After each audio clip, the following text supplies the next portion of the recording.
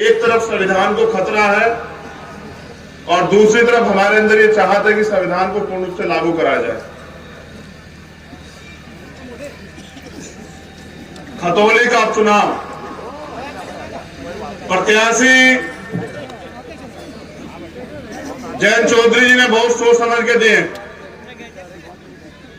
कोई कुछ भी कहता है, आपको एक बात याद रखनी कि गठबंधन का प्रत्याशी हमारा अपना, और जब बात मान सम्मान की हो तो आप लोगों ने कभी मुझे पीठ नहीं दिखाई। आपने हमेशा मेरा मान रखा। मैंने तो मुजफ्फरनगर में भी देखा कि जब जिला पंचायत का चुनाव था, आपने मुझे यहां से 6-6 सांसद मेंबर जिता के दिए, तो मैं इस बात को भूला नहीं। लेकिन आज मैं आपसे कुछ और कहने आया। देश में हालात बड़े खराब, नौजवान परेशान। पहले तो भर्ती नहीं आती, भर्ती आती है तो पेपर लीक हो जाता। उसके बाद जो थोड़ा बहुत आगे बढ़ने के लिए दलित पिछड़ों को आरक्षण मिला है, उसमें घोटाले हो जाते। आपने 69,000 शिक्षक भर्ती में और दरोगा भर्ती में देखा कि किस तरह से सरकार जो अहंकार में चूर है, जो अहंकार में इतनी खो चुकी है कि उनको यह भी याद नहीं कि वो नौजवानों के भविष्य को बर्बाद करने में लगे। किस तरह से गरीब माँ बाप, किसान कमेरे लोग अपने बच्चों को पढ़ा लिखा के उम्मीद लगाए बैठे उनको नौकरी मिलेगी। ये पहली ऐसी सरकार है केंद्र में और स्टेट में जिनके राज में नौजवान आत्महत्या करने को मजबूर है। जितना सरकारी सिस्टम है सबको बेच रही है सरकार। अब अमीर लोग तो फिर भी थोड़ा बहुत सरवाइव कर जाएंगे, लेकिन जब मैं गरीबों की तरफ देखता हूं तो एहसास होता है कि गरीबों की तो जेब खाली है। उनमें तो महंगाई का और जोर सरकार डाल रही, चाहे पेट्रोल डीजल के दाम, चाहे खाद्य पदार्थों के दाम, चाहे गैस के दाम हो। और सवाल आप इनसे कर नहीं सकते। अगर आप सवाल करोगे तो फिर ये सरकारी मशीनरी का दुरुपयोग करके, अगर आदमी पैसे वाला ताकतवर हो तो सीबीआई ईडी इनकम टैक्स लगा देते हैं, और अगर आदमी क्रांतिकारी संघर्षशील हो तो ये झूठे मुकदमे लगा देते। इतना अन्यायपूर्ण शासन क्या तो अंग्रेजों का था या फिर इस सरकार का। मैं आज संविधान दिवस पे अपने महापुरुषों को भी याद करता हूं कि किस सपने को सजोया था बाबा साहब अम्बेडकर ने, सर छोटू राम ने, सरदार वल्लभ भाई पटेल ने। देश बनाया, दिल जोड़े, उनके सपने को पंख दिए चौधरी चरण सिंह जी ने। अगर आज थोड़ी बहुत जमीन गरीब कमजोर वर्गों तक पहुंची है तो इसका सबसे बड़ा श्रेय जाता है चौधरी चरण सिंह जी को। मैं जब सरकार के क्रियाकलाप देखता हूं कि एक दिन पहले कोई अधिकारी रिटायर होता है और आप उनको चुनाव आयुक्त बना देते हैं, तो एहसास होता है कि जो आदमी सरकार ने रिटायर कर दिया उसको सरकार दोबारा से अगर बनाएगी तो अपने फायदे के लिए बनाएगी। आज जो है हालात बने हैं, कहीं ना कहीं इसके जिम्मेदार हम खुद भी हैं, क्योंकि चुनाव के समय ये हमें बांटने का काम करते हैं और हम बढ़ जाते हैं। इनके इस सरकार के पास तो एक भी एजेंडा नहीं है, किसी के लिए भी नहीं, ना किसानों के लिए, ना मजदूरों के लिए, ना महिलाओं के लिए। मंच पे हमारी महिला शक्ति भी बैठी और उनको वोट भी देनी, लेकिन क्या वो उत्तर प्रदेश में सुरक्षित है? गृह मंत्री आके कहते हैं कि कहने लाज के रात को 12 बजे घूम लो। और मैंने देखा कि अभी बहुत बड़े पैमाने पे इनके नेताओं के घरों में चोरी होने लगी। कई एक्टरों के घरों में चोरी, उनके गहने चोरी हो गए। वो कह रहे हैं कि उत्तर प्रदेश में हम डरावा महसूस कर रहे हैं। सुबह अखबार खोलो, रेप हत्या में अखबार भरे पड़े हैं। थोड़ी बहुत ही जो कमी कसर है वो इनके नेता गरीबों की जमीन दबा के माफिया सही करके पूरी कर दे रहे हैं। यहां बड़े पैमाने पर किसान उपस्थित है। कहते हैं जी देश का किसान खुशहाल नहीं होता और देश खुशहाल नहीं होता। और किसानों के क्या हाल है आप बेहतर जानते हैं। पहले तो प्राकृतिक मार है, कभी ओला पड़ जाता है, कभी गैर टाइम बारिश आ जाती है, कभी सूखा पड़ जाता है, कभी बिजली नहीं है। फिर उसके बाद योगी जी की सरकार में छुट्टा पशु इनके नेताओं की तरह घूम रहे हैं। अगर आप तार वार करोगे तो मुकदमा, अगर आप उनको रोकोगे तो मुकदमा, किसान पराली जला देगा तो मुकदमा। लेकिन अगर किसान मुआवजा मांगे फसल का तो 2, 4, 10 रुपए दिखाकर उसका मजाक उड़ाते। ये सरकार है। सरकार सबकी होती है। सरकार ना एक जाति की होती, ना एक धर्म की होती।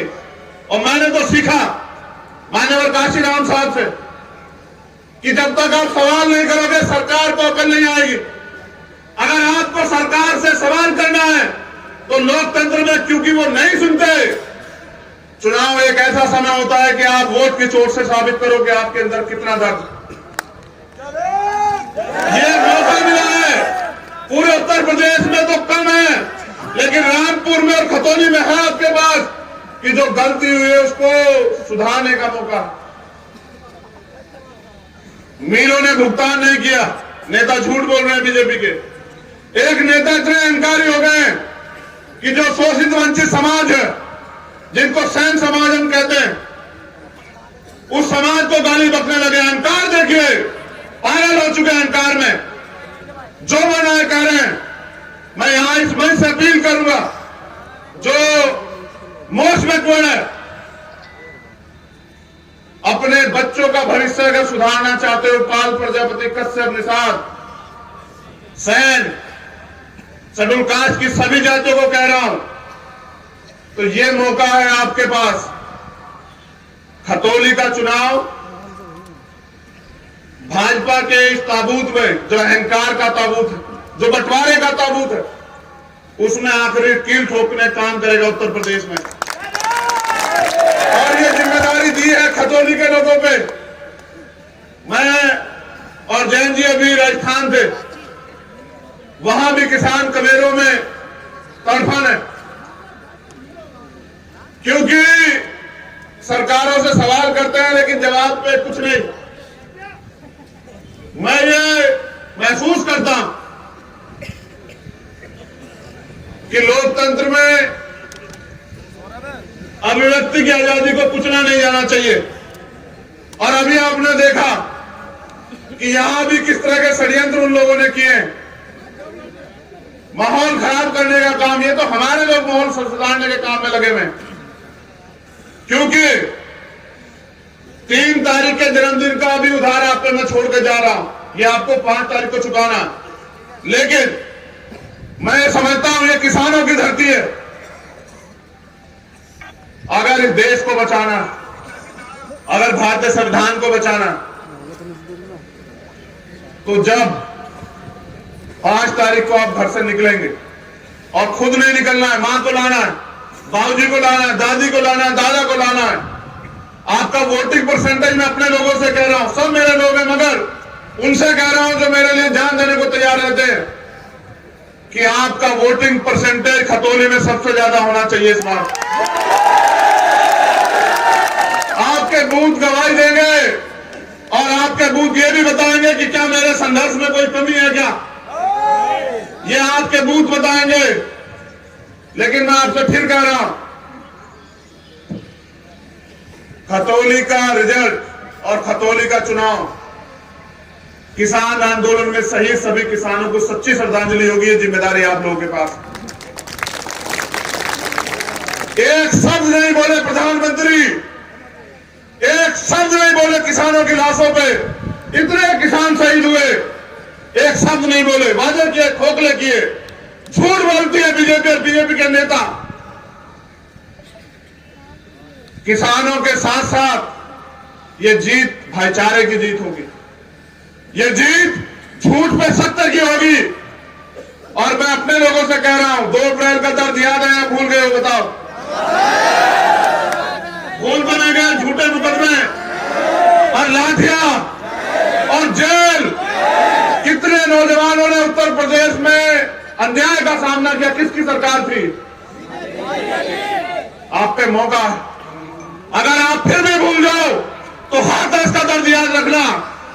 ये षड्यंत्र करेंगे, दंगा फसाद कराएंगे, बांटे का काम करेंगे, तुम नहीं डिगोगे, खरीदने का काम करेंगे, तुम्हारी वोट की बोली लगाएंगे। इनके चमचे आपके बीच में आएंगे। एक तरफ वो चमचे होंगे और एक तरफ आपका संघर्षशील भाई। आपको तय करना है कि खतौनी में आप किसके हाथ मजबूत करोगे। ये पूरा दम लगाएंगे। आप टिके रहना और घबराना मत। बुलडोजर इनका धर्म और जाति मजहब देख के चलता है।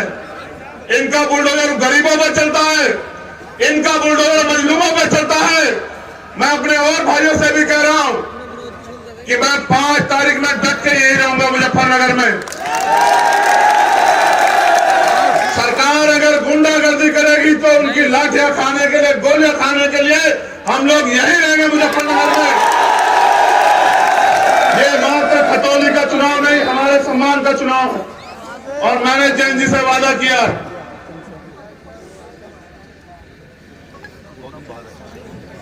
कि किसानों को सच्ची श्रद्धांजलि और 2 अप्रैल का बदला जो है मेरे लोग इस बार लेकर रहेंगे यहाँ इस सरकार से।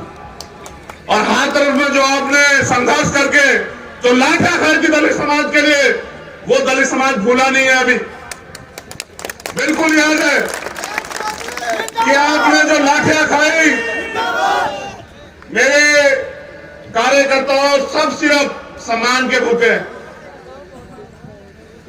मैं जितनी अपने कार्यकर्ता साथियों की तारीफ करूं, मैं किसी के कार्यकर्ता को गलत नहीं कह रहा हूं, कमजोर नहीं कह रहा हूं। मैं इसलिए उसका हौसला इसलिए बढ़ाना चाहता हूं क्योंकि मैंने उनको संघर्ष करते देखा। आज उनको उम्मीद है कि उनका प्रत्याशी जीतेगा, इसलिए वो इतनी बड़ी संख्या में आए। मैं उनकी उम्मीद की दाद देता हूं। बस मैं एक उम्मीद आपसे और करता हूं, क्या 5 तारीख को कोई ताकत आपको मेरे सम्मान की लड़ाई को लड़ने को रोकने का काम कर सकती है क्या? तो आज के बाद आपको चैन से नहीं बैठना।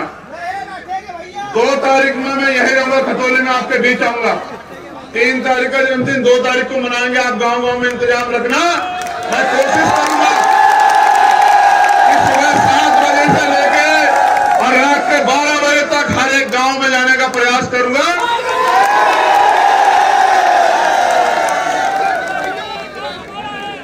बस पूरी उम्मीद के साथ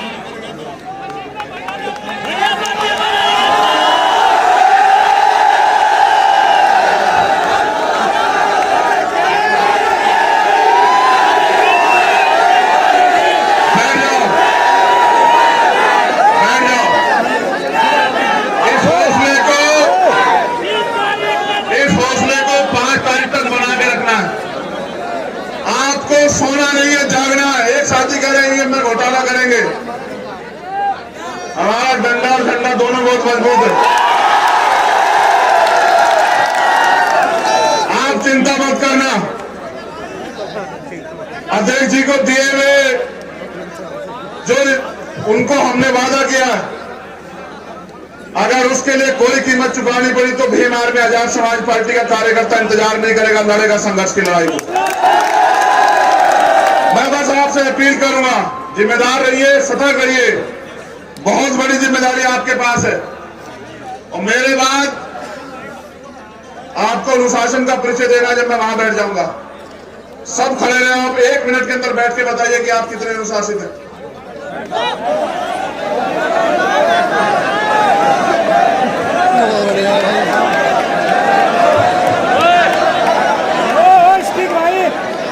पूरी होने वाली 1 मिनट। 5 तारीख के दिन नलके के चुनाव चिन्ह पे हमारे प्रत्याशी भाई मदन भैया का हाथ मजबूत करके राष्ट्रीय लोकदल आजाद समाज पार्टी समाजवादी के इस गठबंधन को वोट देके ताकत देना और एक नई लकीर खींच देना कि अब उत्तर प्रदेश में भारतीय जनता पार्टी का समय जाने वाला है और इस नए गठबंधन का समय आने वाला है। बहुत बहुत धन्यवाद। जय भीम, जय भारत, नमस्कार, सलाम और घबराना नहीं। जय भीम। India Plus News, सिर्फ वही जो सही।